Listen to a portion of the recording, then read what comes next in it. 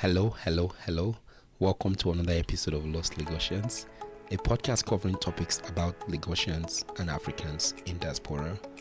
I'm your host, Brother Mike. This episode is a follow-up to our episode about surviving Sahara, Backroad to Europe. This is the concluding episode, so this is the second part and the final part. Please note that the content of this episode may not be suitable to all audiences, so listener discretion is strongly advised. If you are getting value from this episode, please go ahead and like our social media pages, follow us on all the social media pages, and go ahead and subscribe, and please also leave a comment. And if you know anyone who would like to share their story, please send an email to lostlagosians@gmail.com. Thank you. So what happened? What the main thing that the day we enter Libya, there was a serious immigration raid. Hey. It was tough. Immigration. We are also being extorted for where we are. Yeah. Man, you see, because you don't. If Gaddafi coughs, a lion is coughing. I don't know what is Gaddafi. If Gaddafi speaks, it becomes a law. Hi. How did you enter Libya when you don't have a passport? How did you pass immigration? Why did immigration send you away? He got his passport back. He entered the bus back now. I have a passport, but listen, your passport doesn't matter here. I don't have Libyan visa. Hi. Understand me? Oh, because you need a visa. Okay. So that is the place. The first place you enter is Tijeri. The first downtown in Libya is Tijeri. From Tijeri, we went down to Gatron. Man, you're a wonderful guy, man. I'm telling you, man. So that is just to cut the matter. They cut it short about the experience to Libya. The Libyan experience and the process of crossing to Europe is another thing. So from Gatron there, I stayed a while. From Gatron, I take a bus going to Morano. Where do you get all this money? All your money was enough? By there, it's not enough. I started hustling on the road, started carrying block. In Libya or in Niger? In Libya. Nothing in Niger. Niger, where go to the chop nylon.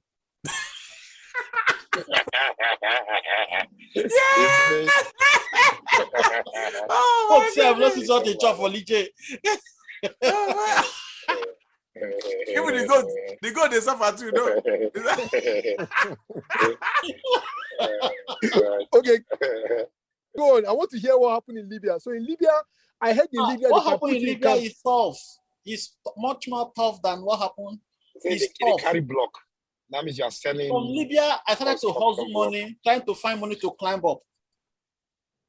Because by that time, I need to change that dollar to dinars. And some surfers to dinars. Every currency now must be in dinars. So I was having about 15 dinars or 20 dinars, which is so low. I needed to start carrying, walking, see how to do things. So while I was doing that, I get a bus going to Morano. The bus driver dropped us along the road with thread of no man's hair. Hi. When we get to Morano, Yeah. from there, we saw some Nigerians. It's normal people. This is a village where people are living. Some Nigerian put us in. I don't have a handwork. I asked one Nigerian I met there, how many years have you been here? I say 8 years. How many years have you been here? I say 9 years. How many years have you been here? 7 years. God! Where are you guys living? He said, this house. Jesus Christ. But when I look at things, you can't survive without a handwork in Libya. I stayed in Morano to learn welding. Forget about what you read in school. I learned welding in Morano. Hi. Okay, between Kano and getting to the end of Niger, how many days, how many weeks was that? Actually, my journey was so fast. So how many days or weeks was that? It took me about a month. A month, okay. 2 weeks to 3 weeks. Okay, a month from Kano to getting into Libya, crossing Niger. Now, when you got to Libya, and your focus is to go to Europe, and you don't have enough money, so you now need to work and settle down in Libya and make money to Yes. start making your next journey. Who will give me? I just have to settle down there. Sorry, how did you enter Libya without a visa? Libya, you can go in without visa. You can go in. Is without Libya visa. not ECOWAS? Is Libya not ECOWAS? Gaddafi knew that these are economic migrants. Okay. So like a refugee asylum program. There's not even asylum for you, but you're Nigerian.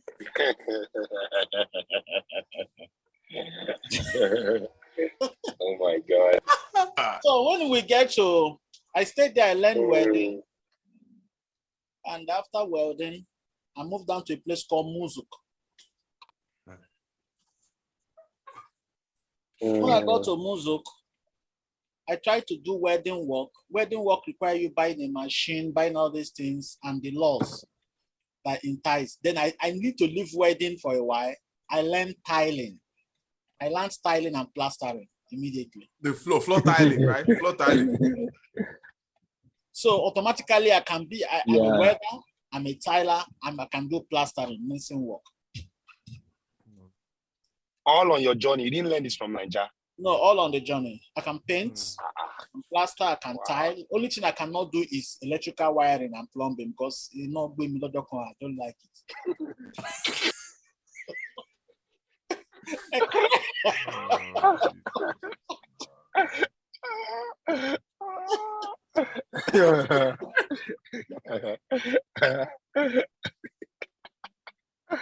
Oh, I beg, leave me, Jerry.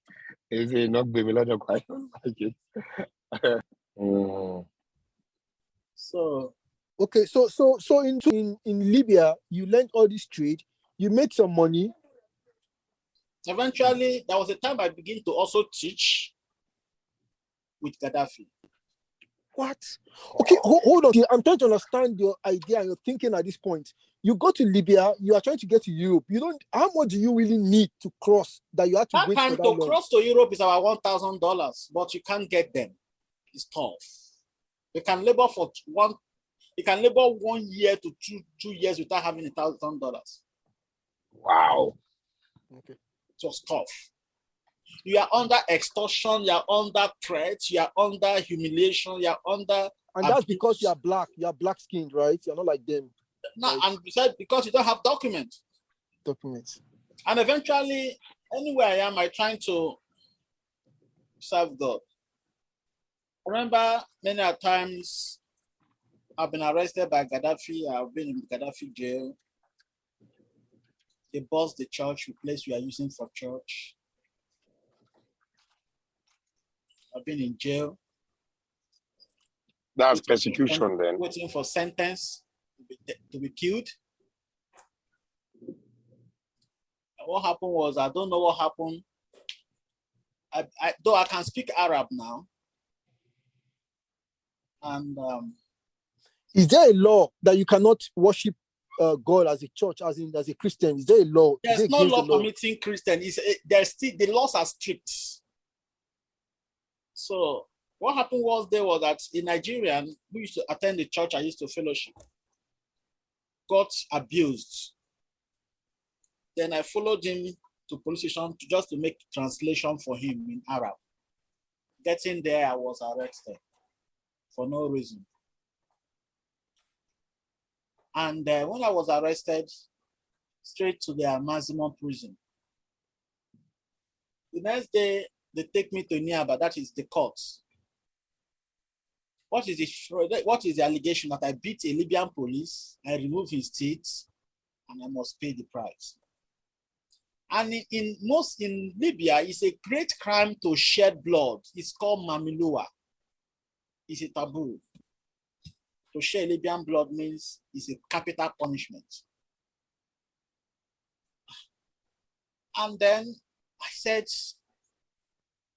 I don't even know this man, but they brought evidence that I'm the one that blew his teeth.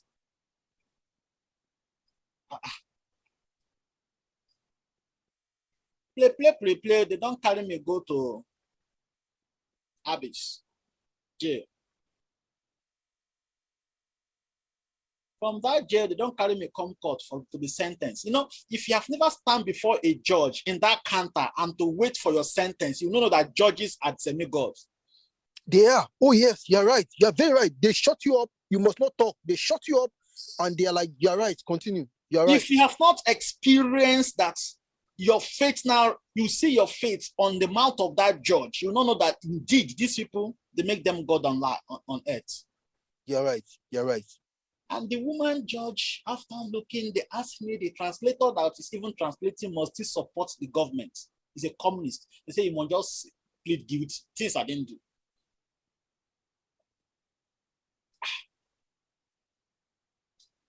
So the judge called me inside her office. There's evidence here that he beat somebody. This is the dentist have brought that the teeth is removed. I said, okay, madam, I know the implication of beating a policeman in Nigeria. How much more here where I don't get sick? I'm not even do this, man. No fight. See what brought me here. I only want to come and translate for my friend. And the woman looked at me, knowing the truth. They take me back to prison, waiting for my sentence. I was there. After a day, we went back to court again. That was the first time they put handcuffs in my hand. I won't forget it. Federal Fifth Prison. So, went back to jail. So after about 5 days or 4 days, they bring us out again to courts. After they talk, they just tell me, Fraj, freed. They say I'm free, which is God's intervention. God's intervention. And when they free me, they can't free you from that court. You need to go back to prison. So I was in the prison that day. They just came, called my name, gave me my belongings, showed me the road out. I had another experience there. They told me you must pass through the large gate to have to go out. This gate is as mighty as anything. They said, no, don't pass through the security gates. They need to open the whole gate out. Symbolism, the symbols is that we are free. Then I now understand the price of freedom. That is one. Another time again, we were in the church, the police come to the church, they carried all of us. So they carry holy oil with the church. They carry Bible with the church. Anointed oil, they carry. They found the fire will keep tithe and offering. One day, when we got there, that is for immediate deportation. They just brought me to that man. There's a man there. They said this one is one of their main arrowhead. The man looked to me and just told them, free him. Let him go back. The CIA, I be the secret police that was working, that one here English finish. Come and meet him. Sir, we said this is one of the leader in that place. Just shout on that one. I said, take this one particularly, take him back. That was how I was not deported. What happened to the rest? They find themselves in Lagos. But before they take you to Lagos, you'll be in Zanzu, a place of deportation camp. You'll be like skeleton. That's wow. all the fats and food you acquire in Libya. You finish. Take it out of Libya. You will dry before they take you to Lagos. Hi. So I was there too. Eventually, I decided to start crossing. That is a story for another day. Time wouldn't allow. Oh, wow. Yeah. That's good. Thank you for sharing. Wow. Thank you so much for sharing. For me, it's just yeah, it shows, where there's a will, there's a way. If you have the will, God will always make a way for you, I guess. That's kind of what I take out of the story. Well, I think it's more than just a will. This is more than just a will. This is God's hand on you. There's so many opportunities for you to just survive. You would have seen a there's so much opportunity. There. Even while I was in the church ministering there, these girls that have finished paying their master that bought them, I will tell you about these girls, how their Nigerians will sell girl to another girl. Girls will be paying. Nigerians will buy girl from these girls. They will bring them from Nigeria. The person that bought them from Nigeria will sell them to many Nigerians, and Nigerians will go and keep those girls in a connection for some place, and those girls will be working up to $3,000 to give to Nigerian man, and Nigerian man will keep selling those girls. It's a serious issue.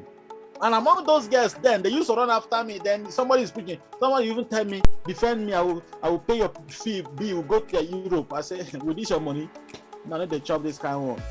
It's a very tough period, and we've buried a lot of girls that we buried. The tough experience that. Imagine me that I never said anything. Will now by myself go mortuary, go come out dead body. It's a serious. That place is. The life there is tough. I look at myself so I can walk into a mortuary. Me, who said before ordinary cough itself will fear me. I go walk into a mortuary by myself, offload dead body.